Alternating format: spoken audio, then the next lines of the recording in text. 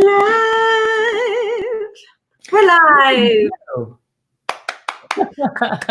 We couldn't figure out how to get those banners off the top.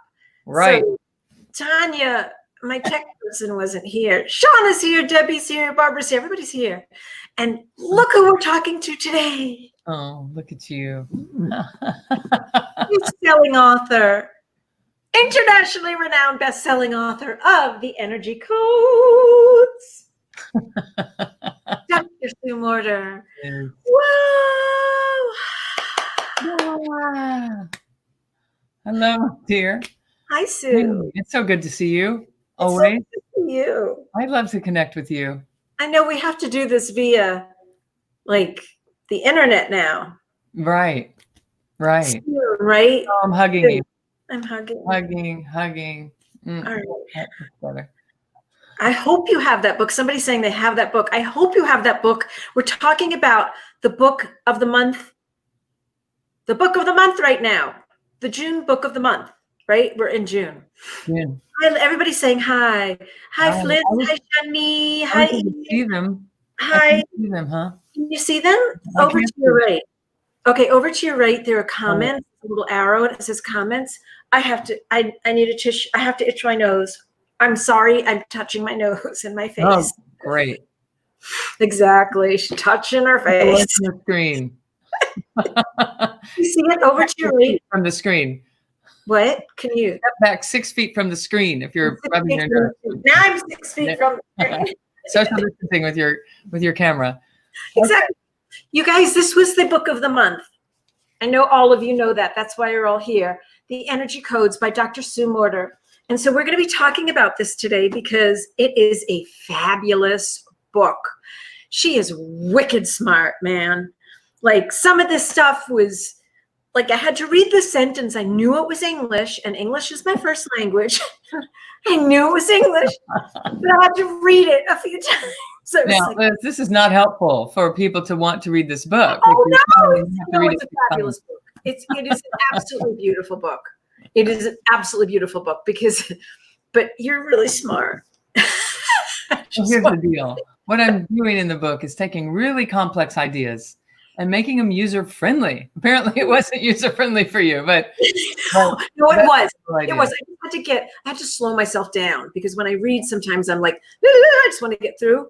And this is not that kind of a book. You have to sit and absorb the information, not just absorb the information, but you've also got to practice the information and do some of the codes and the energy codes and the different codes in here. So that's what I loved about it. But I want to just do a little bedtime story reading for a second, because I just want to, I wanted to talk to this part of it, because I felt like this piece sort of brings the book. Are you drinking coffee? No, I'm drinking tea.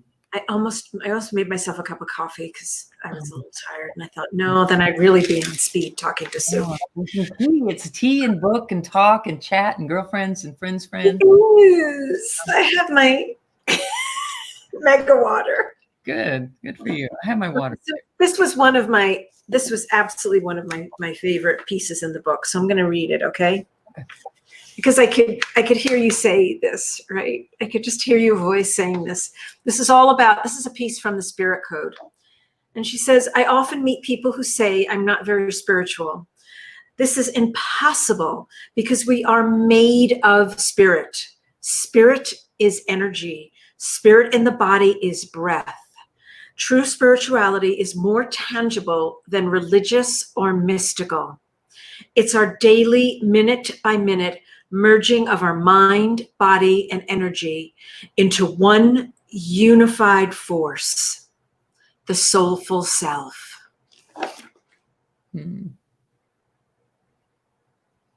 I just thought that was like, when I read, that was like a big mic drop moment for me, because when you start talking, and I want you to speak to that piece in it, and then we're going to have questions. You guys, if you have any questions, start posting them, because there's a delay. So I want to see what your questions are for Dr. Sue.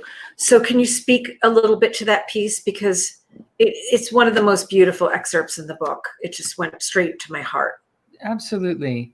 You know, people think that we are separate from the divine, and we're actually made of it. We think that we're separate from God, and we're actually made of God stuff. And as we start to really embrace that idea, we stop operating as this separated individual that has to make life work all on their own, that feels like they're not enough, that they don't have enough power to transform their life or their relationship or their work environment, or to have the experience that they really want to have. And so we turn to something greater than us, something up there, out there, and we ask. And interestingly, if we allow a connection to happen that is actually already there, then we start perceiving that there is a constant flow of energy moving through us, through our bodies, and through our lives. And our job is to learn how to not interfere with that and let this entire universal, cosmic, divine energy have its way with us, have its way through this life experience, and just allow it instead of working so hard to outpedal it. Let me just give you a tiny little analogy. It's like a surfer who's out on a surfboard. And if you've ever been surfing or watched a surfer, they lay on the surfboard and they look over their shoulder and they wait for the next wave to come. And as that wave comes, they have to start paddling just in the right amount of speed so that when the wave comes, they're kind of in motion already, and the wave picks them up and carries them into their great experience. If they out paddle the wave can't ever support them. And if they aren't in motion at all, the wave goes right past them. And so it's as if they see a storm coming and they start paddling to shore. Paddle, paddle, paddle, get to shore before the storm hits. And they're paddling and paddling and paddling as fast as they can. And all the while, there's this wave right behind them trying to catch them, but they're out paddling it. And if they would just stop, the wave would catch them and take them to shore in a fraction of the effort and a fraction of the time. And that's how our life is supposed to be happening. But we don't know how to find that wave and to catch it and to allow that to not only be supporting us, but for it to be inherently what we're made of. So we can never lose it. It's just an illusion that we tune it out and we think that we're alone. And it's not the truth, but it might as well be, because there we are operating as if there is no support, and there is constant support. I love the way that you describe this is just let it have its way with you. You know what I mean? Just surrender. Just let it have its way with you and just surrender, because there's such a sense of freedom in that. And when you describe the soulful self and then the protective personality, it's so tangible. It's so, you just feel that in the book and you're like, oh, I really, really, really get it. You just break things down so well. That's what Barbara Nyman just said. And surfing is the spiritual experience. Okay, I'm going to jump in because I'm seeing from my peripheral vision that there's a lot of comments going on. Just let me see if there's any questions here. There was a question before we even got started. Oh, she was asking if I'm going to take questions. Yes, Barbara, I'm taking questions. You are so yeah. She's talking about what's going on with the energy right now. What's the biggest thing that you're finding right now in terms of in working the energy codes and doing central channel breathing, and like what channel, what code do you think is most going to serve us right now? Sure. So we're in the middle of a transformative time. And the energy codes are all about an instruction manual on how to manage the transformation that's happening so that it works in our favor instead of working against us and us having to interpret it like, I just need something to help me get through this. We deserve more than that. We are made of more than that. You don't just need a tool to help you get through this time. We might need some tools to help us recognize how this time is actually serving us. And it is, if we let it. If we allow it to. So there's a great awakening happening inside of human consciousness right now. Everyone is having to reevaluate. There is a pause that is allowing what's inside of us to rise. And if we feel anxious and we feel afraid, it's because that energy has been stuffed down inside of us for too long. And it's time for it to come up and out so that we can do something more constructive with it, rather than continuing to try to suppress it or continuing to try to out paddle it and, to get away from it. And so the energy codes are about teaching people how to understand and master the energy that we are.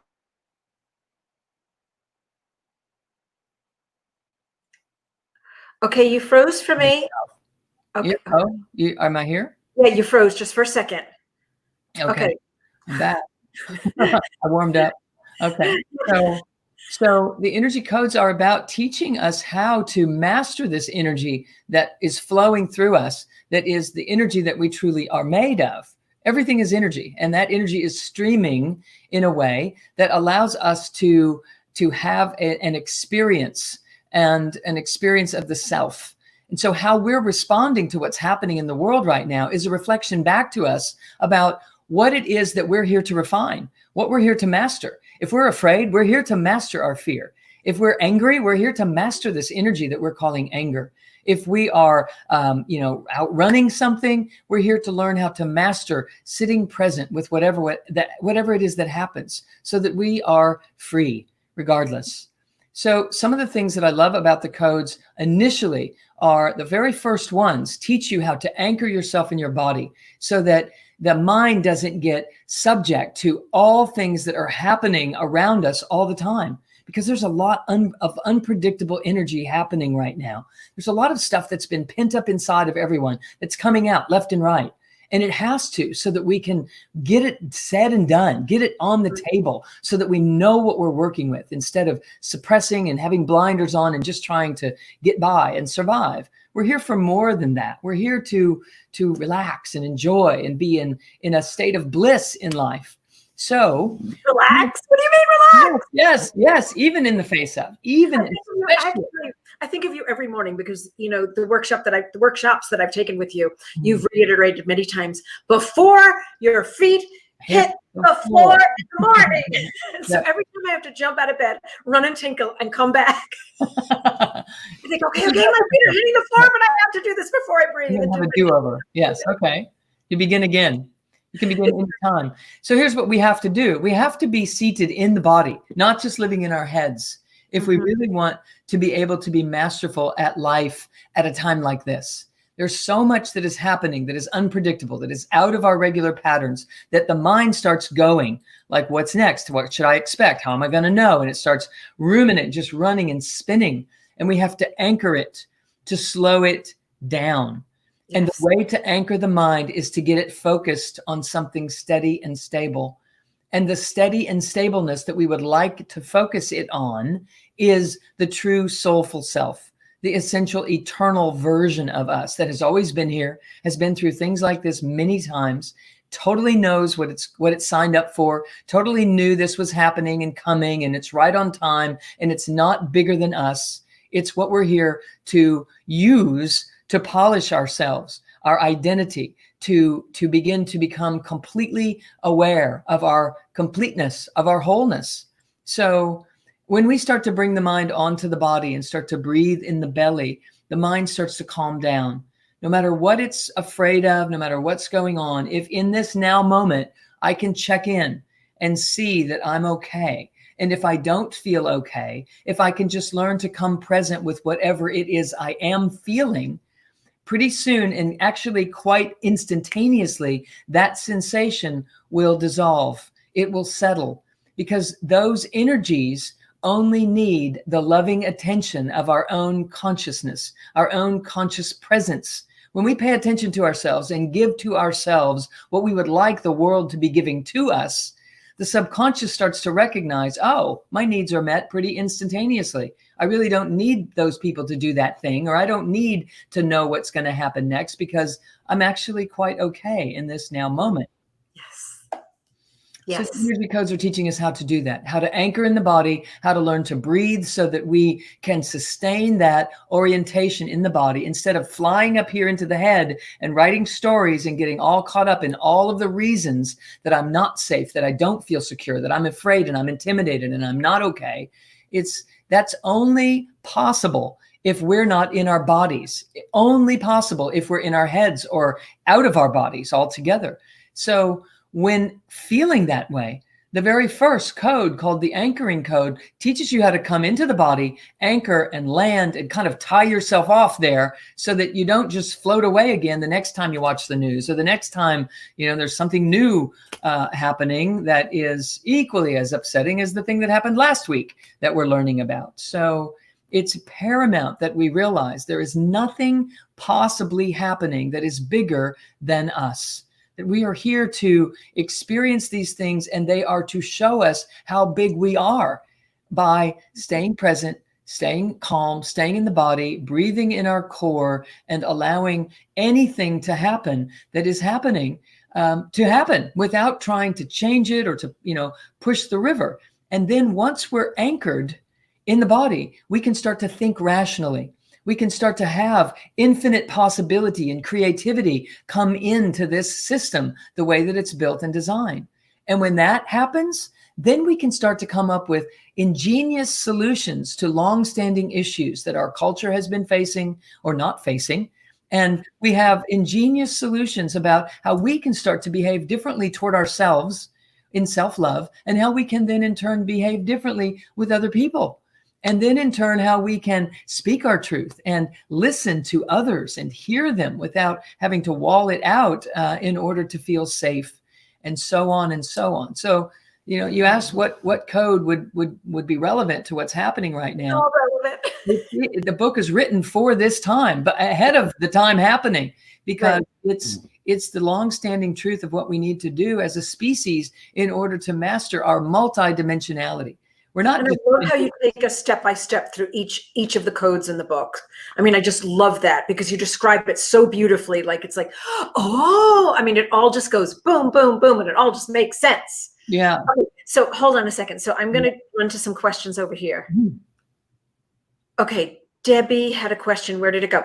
I would love to know how you respond to inspired action and being able to discern when to act on it. So when inspired action rises, it's truly from deep in our core, because something from a very elevated version of us is able to drop in and hit the ground and rise up through this body, and we're able to perceive it.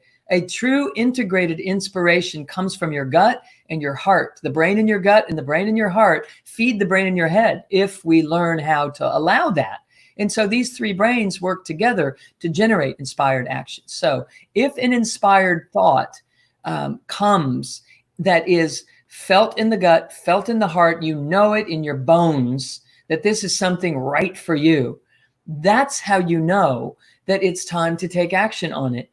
However, many people can live in their heads and get inspirations intellectually, and they can take action on a variety of different things that don't ever land and aren't sustainable because they haven't allowed it to take the route that it really needs to take before it's anchored and integrated in our systems and appropriate for our lives. So here's what I'm saying again in short.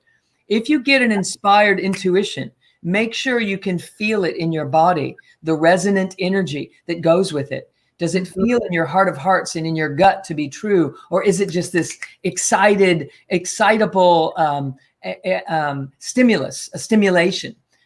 There's a big difference. So if you're honestly, constantly listening to your gut and bringing your attention into the body, there's a practice in the body called take it to the body. You're constantly taking your attention into the core of your body and learning how to build neurocircuitry to be able to translate the information from your gut through the information in your heart and bring it up into your head so that it makes sense for you.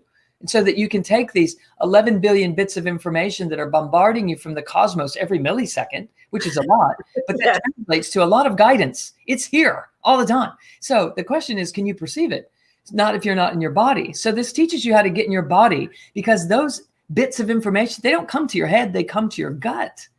So if we're paying attention and learning how to read the language of the gut and the language of the heart and get those impressions and ideas from here, this filtering system takes those billions of bits of information and pulls them up here into this image, this idea, this intuition, this inspiration. You bet if an inspiration comes to you upward from there, you can take a step in that direction and it will absolutely carry you into your destiny with grace and ease. It may create a few rumbles here and there initially, because we may have been creating a different kind of life for ourselves temporarily, historically, like, bargaining and negotiating and navigating, not based on our true desires, but based on what we thought we had to do to make it and to be okay. And so, that has to fall away. But trust me, it will be so much more powerful and potent and fulfilling to you if you do take action based upon what's occurring to you, rising up from within, versus just trying to keep up with the Joneses or doing what you thought you were supposed to do by this point in your life, or things like that are externally generated. If it comes from inside, baby, go with it. Because I love that description. It's not just going with that big zazazoo feeling. It's going with this internal feeling and checking in with your body and checking in with all of your senses. I love that. Yeah, if it's going to be sustainable, it has to be pretty simple to do. If it takes a lot of energy to come up with something and then to go make it happen, it takes a lot of energy to sustain it. When we start to build this circuitry, we start to have, I get it. Here's what I'm supposed to do. Oh, yeah, I got it. And the path just unfolds, and all of a sudden it's like the seas are parting and you have no idea how things are happening so easily. And it's manageable and profound. Well, it's more manageable when you've done your central channel breathing. That's right. Do your central channel breathing. Carve that super highway between your gut and your heart and your conscious brain in your head. That's the point. These three brains have to learn how to talk to each other. And the energy codes are really about constructing a super highway between them so that there's a constant interaction of those aspects of us. When those three things come together, we are a different person. We are changed. It makes a big difference. I think Barry Goldstein is here in the room. Somebody said, hi, Barry. And Kathy wants to get certified. Okay. Okay. Okay, hold on a second. I'm going through questions. All right. Any other questions? Oh, here we go. So, is it normal to be practicing the energy codes and all of this pent up stuff to start coming up so fast, almost overwhelmingly? Is this maybe because I am new at using the energy codes? So initially you might feel some things coming up, and granted, it's magnified right now because our entire environment is, things are coming up. So there's a vibe in the air that is also stirring this. But as soon as you are working with the circuit building for a while, just a little while, the momentum starts to pick up, that is stabilizing, so that whatever does come up, there's a lot of energy here to catch it and channel it in collaboration with the energies that are already in motion and integrating in your system. So it gets easier and easier and easier to go further and further and further and deeper into unpacking stuff that you didn't even remember, you didn't even know. And it comes and goes in a flash instead of being something that feels overwhelming. It's like you start to realize, wow, this energy that's coming up, it's actually not overwhelming if I just love into it and start doing some of the practices in the further codes that as you do so, you start grabbing that energy and using it too, and getting some more and using it, and it starts to build this immense rising, as I said, super highway of information, of wisdom, of intuition, of knowingness that rises up to your awareness. And how that looks in your life is that in any situation, you just feel like you know what to do. You don't have to know ahead of time. You're not worried about it ahead of time. You just show up and it kind of unfolds and it's beautiful and something brilliant comes out of your mouth and you have no idea where that came from, because it came from the cosmos. It came from the universe through you.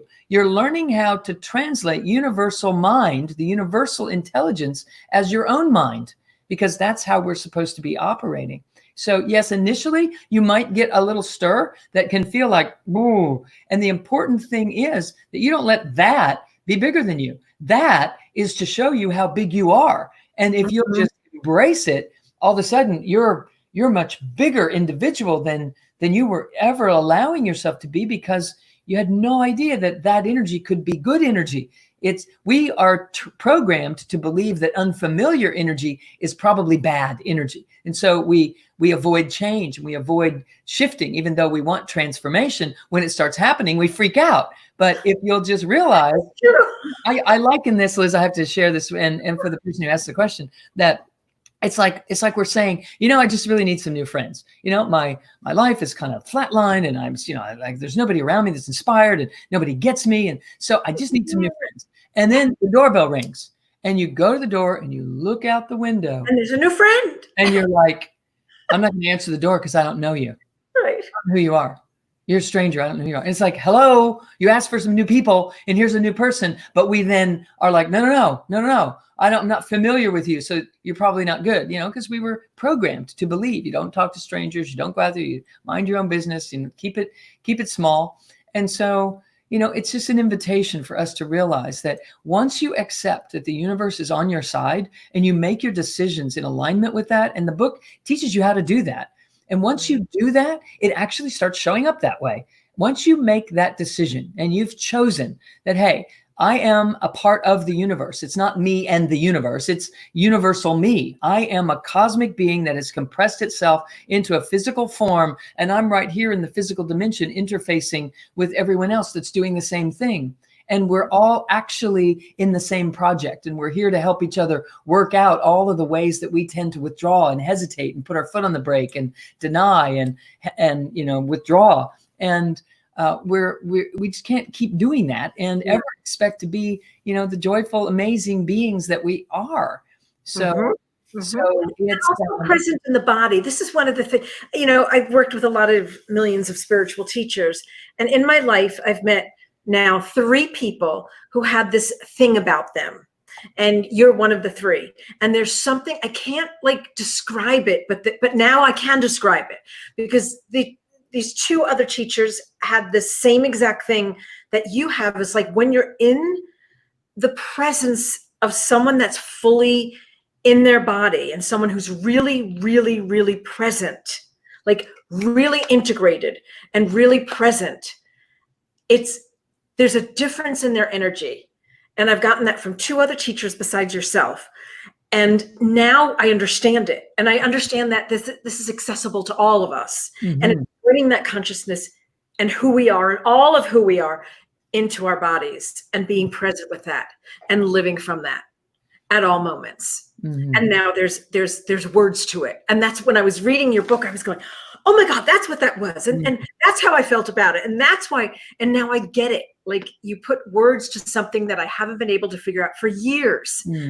One was this Rebbe that I studied with a million years ago. And another one was Gary Zukov, if you've ever been in his presence. And that is a long time ago, but he has that, he's embodying this thing, and you embody that thing. And I was like, that's what that is. Oh, that's that thing. Perfect. So thank you for that. And now you've given me a way to through the energy codes, that you've given me a way to be able to anchor it into the body, to bring consciousness into the body, to be present. Yes. 20 years ago, I had an experience that illuminated me. I spoke about it in the introduction of the book, that illuminated me. I just woke up inside another realm. And I realized that we are all these multidimensional beings, that this thing that we're doing here on Earth is it's a project that we're in. Yeah. And we stop taking it so personally, and we kind of can see it from another perspective. And then we get that thing serving us instead of controlling us. It's like, here, everything changes because we realize that we are here to be ourselves wholly and fully and completely. And the more we do, the more divine we become. And the more we project that into the world, the more it gets reflected back to us. And pretty soon we're operating in a continual exchange between heaven and earth. And I spent the next 10 years after that happened. The next 10 years of my life became all about, how do I get back to that place? Because it was life changing, and I figured it out. And as I began to share that with my patients, they started getting better faster and staying better longer. And so these principles, I started just tracking them and codifying them. And that's what the book became, were just all the things that it took for me to do to get into my body with the exalted experience that I had that was multidimensional. It was transcendent. And what I knew about meditators and people who had had transcendent experiences and that were great teachers was that they weren't in their bodies. And I didn't know that many of them were not. And so they would have all this brilliance coming through their words, but their health was suffering, and they were not able to, put the two together. And I had come out of a world where it was all about the physical body. I was in, physical healthcare, natural healthcare, chiropractic, and working with energy medicine. And so it was all about, physical wholeness. And so then I had this awakening, and then it was like, I guess I'm supposed to put those two worlds together. And a byproduct of that happened to be that when I got into my own body, I could reproduce that experience on command. And then I knew that this is who we all are. This is what we're made of. And words started coming out of my mouth, Liz, that were like written in the sutras and the Upanishads and the Vedas and the oldest texts on earth. And I hadn't read those. I hadn't read those books. It was years later I read some of the books and would realize that, oh my gosh, this is what I have put together myself. And so I knew, first of all, I thought, well, great. Why didn't I see those books 10 years ago? That would have helped me a lot. It's so much easier to have somebody else give you a guide for it rather than figure it out on your own. I got that. I was really grateful that I hadn't seen it, because I knew if this stuff could come out of me, it can come out of everybody. We're made of this stuff. And so I'm completely devoted to teaching people how to connect the circuits so that they can access that wisdom and bring it up and speak it and action it and think like that and have those perspectives. So thank you for what you're saying about what you're recognizing. Thank you. That means a lot. And it's lovely. It's just lovely. It's an amazing. And if for those of you, I see a couple of people who haven't picked it up yet. Pick this up. Pick this up. And we've been talking about this all month. I kept going in and talking about the soulful self and the personality, the protective personality, and how it goes through in your life and what happens and where it comes up for you and how now you recognize it. Like now I recognize it more and more. Am I in my protective personality is a question I keep asking myself. What would love do? What would love say? How, yeah, I mean, all of that. Like, am I in my soulful self? So it's so wonderful because it's been such a great guide for me to be able to ask myself those questions and pay attention to that throughout my day. Yeah. So it's not something, okay, you breathe in the morning and then that's it. Right. And then forget about it.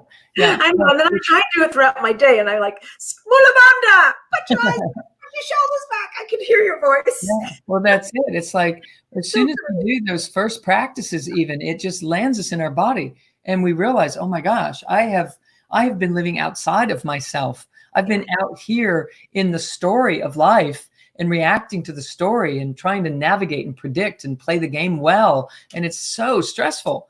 So the moment we learn these 4 anchor points, just right off the bat, we sit down.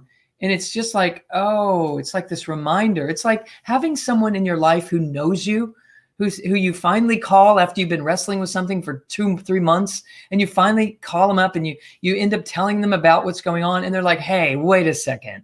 I know you better than that. You're all up in something. Let me just remind you of who you are and what you've done in your life. And, sit down for a minute. And it's like having that in your grasp any moment that you need it. These 4 anchor points bring you to the exact same vibrational frequency that you would be in if there was the perfect phone call from the perfect friend at the perfect time, just when you needed it. It's here for us all the time. It's just that we get identified as the mind.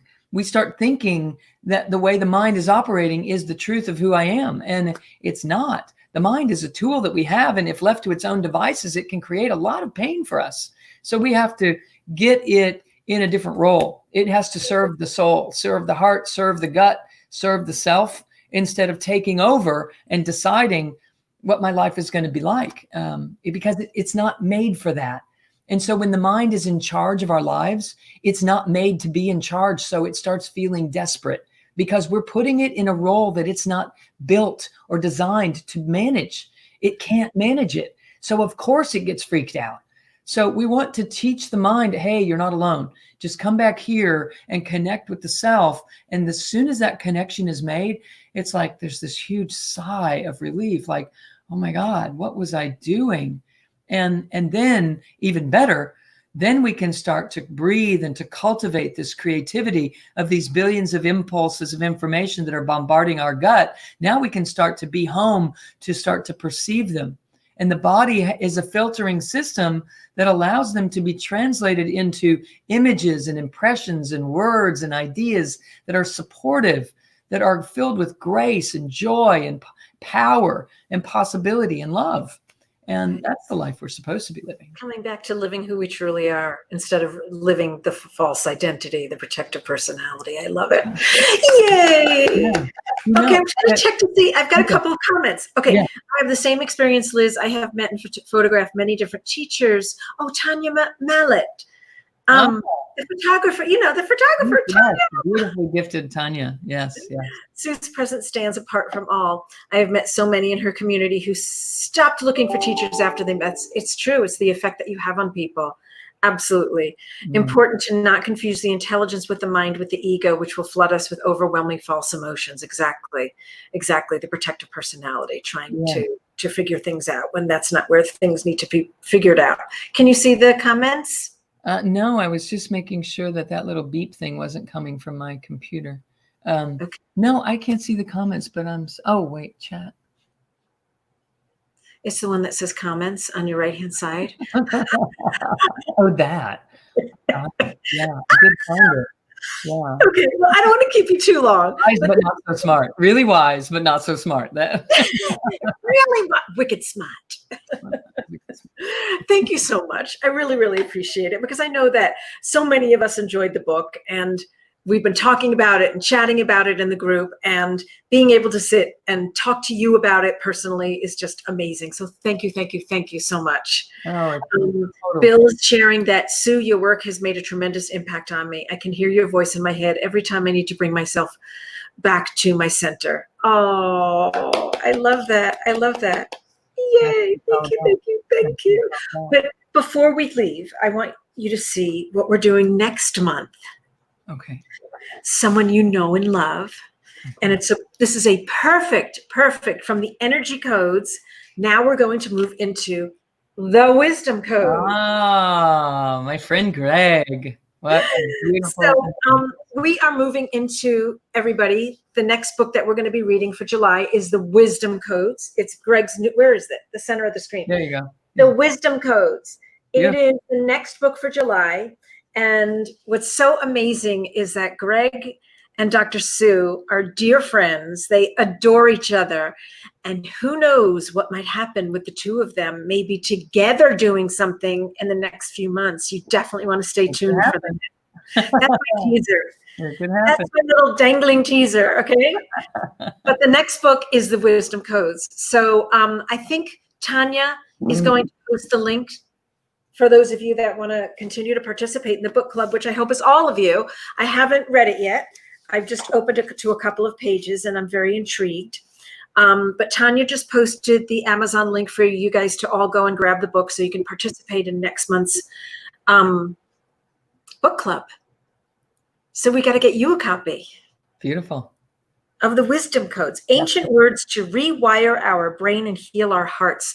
There's such big differences with your work with Greg, and so many similarities. Yeah. Like all the science, blending the science and spirituality together.